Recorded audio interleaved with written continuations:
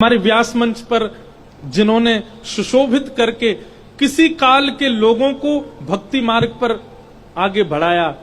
परम पूजनीय प्रातस्मरणीय श्री डोंगरे जी महाराज। जिस काल में आधुनिक व्यवस्थाएं नहीं थी, जिस काल में टीवी नहीं था, जिस काल में लोगों के पास में कथा सुनने का एक ही तरीका था, क्या पंडाल में जाओ सुनो, उस काल में लाखों वैष्णवों को भगवत प्रेम सिखाया श्री डोंगरे जी महाराज ने।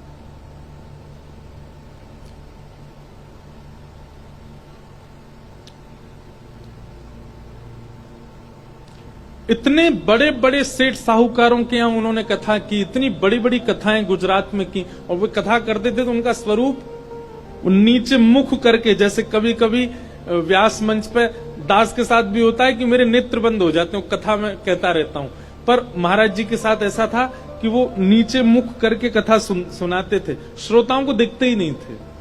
ऐसे ही करके पूरी कथा कहते थे। लाखों की तादाद में लोग कथा में आते थे। संभवतः पूज्य महाराज जी ने दर्शन किया होगा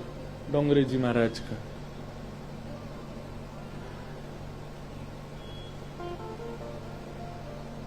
उनका नियम था,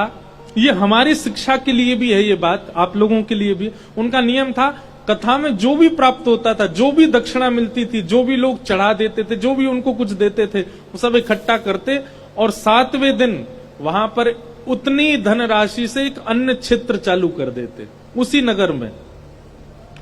कि यहां आने वाले सब वैष्णवों को प्रसादी की व्यवस्था इसी धनराशि से हो। आज भी कितने नगरों में महाराज जी के अन्य क्षेत्र चल रहे हैं।